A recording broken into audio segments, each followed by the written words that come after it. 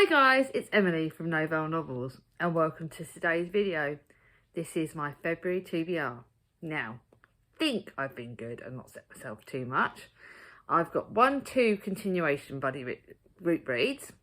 Then I've got 1, 2, 3, 4, 5, 8, 9, 10, 11, 12, 13, 14, 15 if you include that. So that's 15 including those 2. I think I've done well. I'm happy with that. Not too many books, but it's books that I'm excited about. And after January starting off crackingly, let's hope February is the same. Now, my plan for February, if you notice a few more contemporaries, is because it's Valentine's Day at the start of the month, halfway through the month kind of. So I thought I would like to do a romance kind of theme, a bit of a sort of set the nice cozy kind of contemporary image. But I've also gone for at least 1 middle grade that I'm excited about. I've got a couple of series that I'm starting. I've got some historical fiction that I've been really excited about. And I've picked some really good books. Now, it just depends on what this TBR jar does to me. You would have already seen probably what the TBR jar did, because I'm going to probably mention it in my vlog clip for week 3 vlog. So if you haven't checked that out, make sure you check that out, because I will be you'll know whether I've either screamed with joy or sadness. Now, firstly, let's just tell you, TBR jar aced it. If you watched my wrap up part 1, which I would definitely be linking in, the TBR aced it in January. I thoroughly loved it. Didn't expect to. Thought thriller. Thought I wouldn't love it, but it aced it. It was a 4.5 stars. It was such a great book. So let's hope the TBR jar is nice. So first of all, what I will do, actually, let's just find out what the TBR jar has done. I can't wait any longer. I can't. I normally wait. So let's just mix them all up. I don't know what's what, obviously. And I'm just going to go with the first one I picked. And I genuinely do not know what it is. So let's just close the TBR jar. I'm not going to tell it what to do. Dun, dun, dun. I am. Ooh! Yay! That's quite a good book. It's a bit of a longer book, but it's a good book and it's right near the top of my pile. American Dare by Jane A. Cummings. This is the one that has, like I said, I've been told it's problematic to a certain extent because it's got some problematic elements, because I believe it's the issue that it's talking about.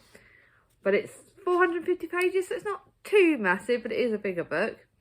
Lydia Perez owns a bookshop in Acapulco and is married to the fearless journalist Luca. Their 8-year-old son completes the family, but only takes a bullet to rip them apart. In a city with the grip of drug cartel, friends become enemies overnight, and Lydia has no choice but to flee with Luca at her side, north of the border, whatever it takes to survive. Now, I was recommended this by the lovely Julie at Hungry Bookworm, and it is one that I'm friggin' excited about, but petrified. So, one that it was all over BookTube at one point, but like I said, I have been told it's problematic. So, any issues about that, I really am sorry. But I'm excited by that. The TBR jar has done well, and it's blue. It's one of my favourite colours. So, I think I like this. Fingers crossed, but I'm quite happy with that TBR jar pick. Now, first of all, let me show you obviously you two know the group reads. So I'm doing obviously the group read of Vanity Fair, so I'll be finishing the second half in February. So I'm not gelling with this as much at the moment. I've got 2 weeks worth to read, and I'll start read a bit more of that tomorrow. So I'm not gelling with that as much. I'm not really connecting. I don't know where my head is with classics at the moment, but I'm not really connecting with that as much as I wanted to. But then I've obviously got my Wolf Hall one. I'm going to read this week's pages pretty much in one day. I'm going to aim to read like a week's pages. I think I might start reading more, like read a big chunk, like a week's pages in one day. I think that's how I'm going to spread it out in February, because I think with this, you need to really read it in one big bulk. I certainly find that's helping with this, because the chapters are really long. So going forward, that's what I'm going to be doing in February, is reading the second half. Now, I've been told, I'm finding this one a bit of a slower book, but I've been told this is setting the scenes for the whole trilogy. So that's why this is starting slowly. So you'll find out a bit more of my thoughts in my wrap-up part 2, but it's good. It's just setting the series, a bit of a Tudor book, so that's that. So those are 2 of the read-alongs. I've got one more read-along to tell you about in a minute, but now I've got my buddy reads. So the first buddy read is with Gemma from Read a Book Gem, and that's We Must Be Brave by Frances Laura. I got this as a gift about a year or two ago. She was fast asleep on the back seat of a bus, curled up with a thumb in her mouth, 4, maybe 5 years old. I turned round. The last few passengers were shuffling away from the door, from me, down the aisle to the doors. Who's this child? I called. Nobody looked. It broke my heart and glued it back together. And nobody looked back. So this is the bombs. Oh, it's set in World War II. So this isn't set in 1940. As German bombs fall on Southampton, the city's residents flew to the surrounding villages. In Upton Village, amidst the chaos, newly married Ellen Parr finds a girl sleeping, unclaimed at the back of an empty bus. Little Pamela is entirely alone. This looks really, really good. It's actually got a comment on it by AJ Pierce, who wrote Dear Mrs. Bird. Wonderful, one of those novels you can talk about for hours. It's a beautiful, beautiful book. It's only just over 400 pages. Although it looks big, it's not that long. And it's signed by friends, so this is one I'm going to keep no matter what, because it looks beautiful, and I'm really looking forward to reading that. So, reading up with Gemma. Don't know when in the month, but that's my Read with Gemma book. Then I've got my buddy read with Naomi from Naomi's Bookshelves. Naomi I love buddy reading with because she's really intelligent. This is actually, though it looks a smaller book, it's actually over 400, nearly 400 pages. I read a Karen Swan Christmas book and wasn't 100% on it, but this looks good. It's set in Spain, I believe. One of Spain's richest men is dying, but as he prepares for his estate, his family is shocked to discover that he's making plans to give all away, his wealth, to a young woman who they've never ever heard of. Who is she and what hold does she had over him? Charlotte Fairfax is asked to travel to the troubled family's home in Spain to get to the bottom of the mysterious bequest. It's the week before her wedding, but she's confident she has time. There's only one reason an older man leaves his money to a beautiful woman, is there? So this looks a bit mysterious. Set in Spain? Set in France? Spain might be good to sort of get away. It looks really good. Nobody ever knows the whole story, so a bit of a mystery kind of romance. Looks really good. So I'm looking forward to getting to that. Then the first of my series books that I'm going to read, you know I'm going to be reading 2 series books a month. And this is the first of them, and this is the first in the Percy Jackson series, which is fantasy, my YA.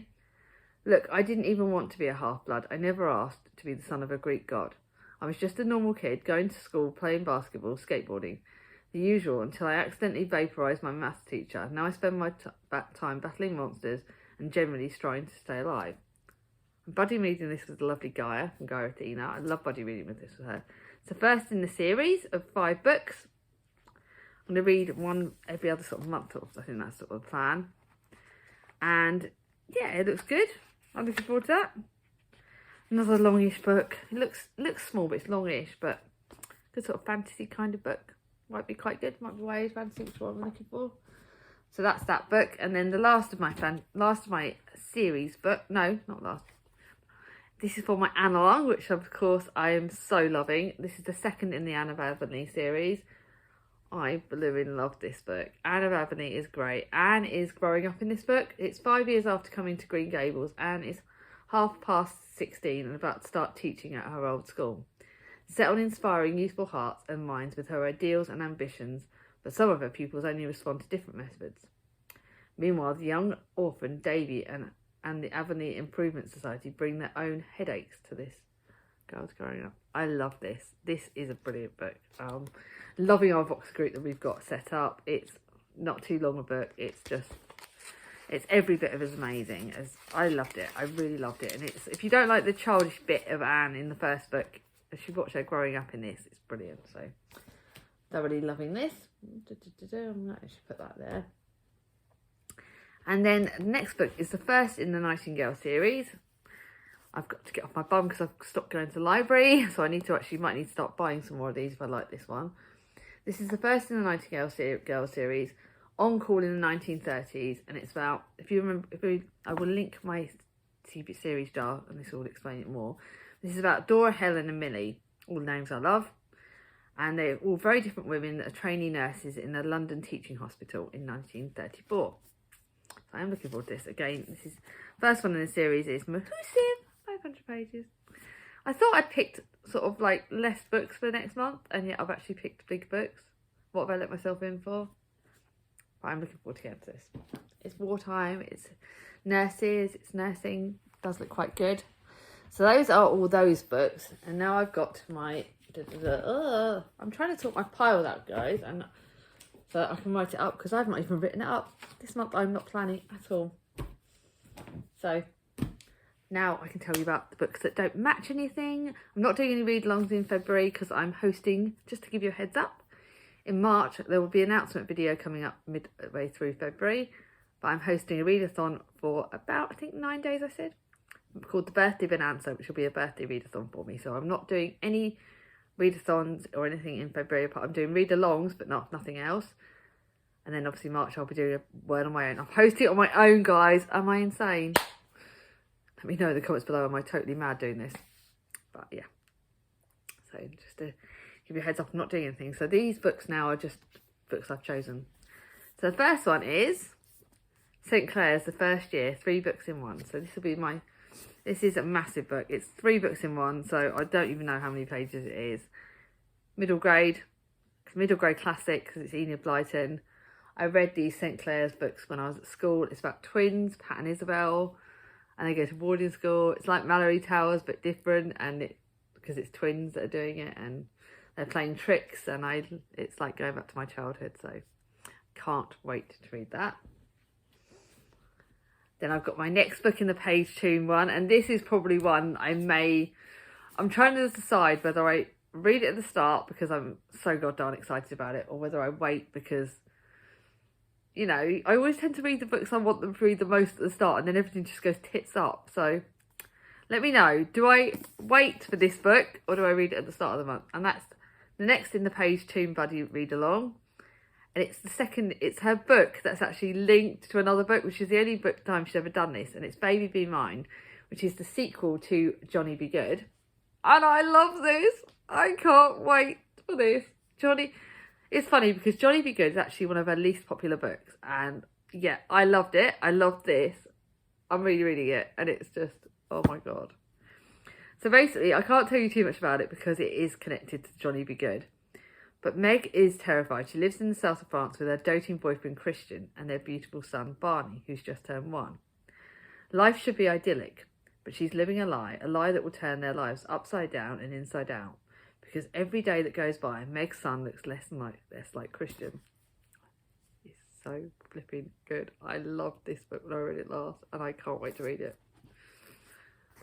Oh, I don't care how long it is. It's the 450 pages. I don't care. I can't wait for it.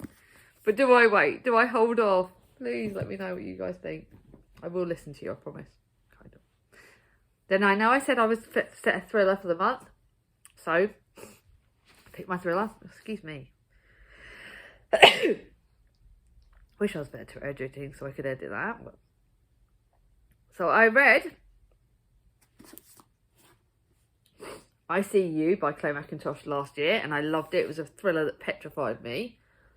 And this one's gonna scare me. But I thought, let's pick a thriller that I'm excited by and that I know will keep me on my toes. The police say it was suicide, and I said it was murder. Who do you believe? Claire McIntosh writes thrillers where they keep you on the edge of your seat for the whole time. 1 year ago, Caroline Johnson chose to end her life brutally. A shocking suicide, planned to match that of her husband months before. Their daughter Anna has struggled to come to terms with their loss ever since. Now, with a young baby of her own, Anna misses her mother more than anything and starts to question her parents' death. But by digging up the past, she'll put her future in danger. Sometimes it's safer to let things lie. I am going to be scared on this. I'll read on this alongside a sort of less scary one. Yes, I think, yeah, it was. I need to read I'll Let You Go next. That's the next one. But she's also got another one that she's written that I've got on my shelf. So let's get this done. Petrified, but I'm looking forward to it. Then this next one's my non-fiction book, because I said I'd read non-fiction. And this is The Secret Barrister. Now, I believe Kat from Cats and Camera, she read this and she liked it. She read it a few years ago and I was looking for it everywhere. And I nearly bought it full price on Amazon. But I saw it in the charity shop and I thought I'd buy it. So this is about the secret life of a barrister, and it's got a prequel. It's got a sequel, I believe. You may not wish to think about it, but one day someone you love will certainly appear in a criminal courtroom. You might be a juror, a victim, a witness, or perhaps through no fault of your own, a defendant. Whatever your role is, you'll expect a fair trial. I'm a barrister. I work in the criminal justice system, and every day I see how fairness is not guaranteed.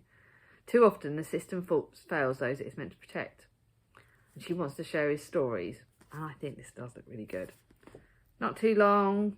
This actually isn't. It's not too long at all because it's got the big notes and everything. But it is one I'm really looking forward to. Not sure what order I'm going to read this one in, but it's one it's a non-fiction that I can't freaking wait for. Now I think the rest of these, yeah, I've got 2 more contemporaries and then 3 historical fictions. So it's a real mix. It's a real mixed bag. First one is 100 Names, which I got given by Leah Spiegel. I don't even know who Leah. This was an Amazon gift, and I can't even remember who gave it to me. Yeah. But it's 100 Names. It's a Cecilia Ahern book, and it looks really good. Oh, it's as a journalist, she spent the past few years chasing the big scoops, no matter what the consequences. When she makes a terrible mistake, she finds herself mired by scandal. Her career implodes, and her personal relationships tested to the limit. Should have read this for my readathon, shouldn't I, about the journalist one? Kitty's final chances lie with a list of names left to her by her late mentor and boss, Constant. And it becomes the most important assignment of her career to write the story behind the 100 names as a tribute. Oh, this looks really good! I didn't even read the back. I just thought I fancied a Cecilia Ahern. This looks freaking brilliant. I'm well excited by this. This might actually be a Cecilia Ahern I keep. Yay! Not that I'm excited, really. I'm not.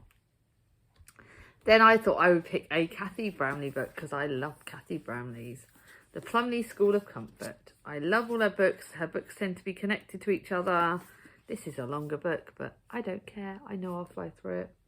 Verity Bloom hasn't been interested in cooking. Also, it's got cooking in it, and you guys know I love cooking. If you watch my vlogs, you'll see lots of cooking in it. She hasn't been interested in cooking anything more complicated than a perfect fish finger sandwich ever since she lost her best friend in a baking competition 2 years ago. But an opportunity to help a friend lands her right back in the heart of her kitchen. The Plumley School of Comfort Food is due to open in a few weeks' time and needs all the great ideas that only Verity could cook up.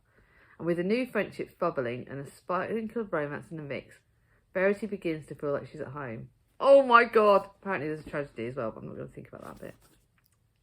Can't freaking wait for that one. I'm well excited by February's books.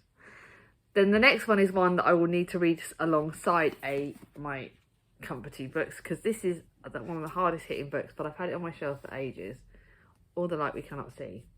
This one was raved at. I think Angie she's not Angie Science Mum anymore. She's Angie Henderson, I think. She talked about this book. For Mary Laurie, blind since the age of 6, her world is full of mazes. The miniature of Parrott's neighbourhood made by her father to teach her the way home. The microscopic layers within the invaluable diamond that her father guards at the Museum of Natural History. The walled city by the sea, where Parrott's mother and father take refuge when the Nazis invade Paris. And a future which draws her ever closer to Werner, a German author destined to labour.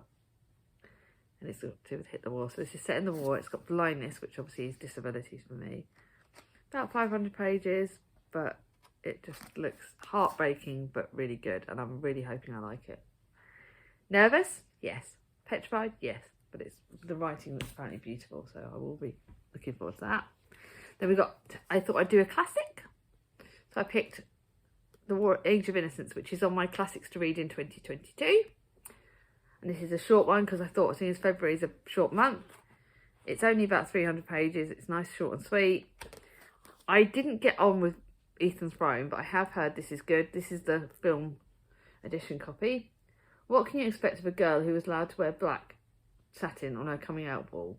In the exquisite drawing rooms of New York City society in the 1870s, returns Ellen Oliscant, a mysterious European. She is an object of rumour, speculation, and unusually in these select circles, the word divorce is whispered about her marriage. Ooh, exciting. Looking forward to that. And then, last but not least, the last book that I picked to go on this TBR, I fancied buying a book that's a bit different. Things in Jars by Jess Kidd. This was all over BookTube a few years ago, and I picked it up in a charity shop for £1. Set in London in 1863, a strange puzzle has reached Bridie Devine, the finest female detective of her age. To recover a stolen child, Bridie must enter the dark world of medical curiosities. The public loves spectacle, and his child may well prove to be the most remarkable spectacle London's ever seen. Ooh, exciting but nerve-wracking. Looking forward to this. So, what do you all think of the books I've chosen for February? I am bloody excited.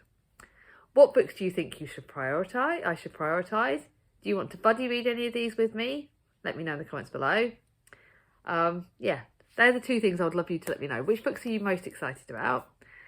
What do you think I should prioritise? And do you want to buddy read? Let me know. I'd love to hear from you all. Really excited by these books. Can't flipping wait. So, hope you like this video. If you like it, give it a thumbs up. If you're new to my channel and not subscribed yet, ring on my ding-a-ling. And I'll see you all soon. Bye-bye.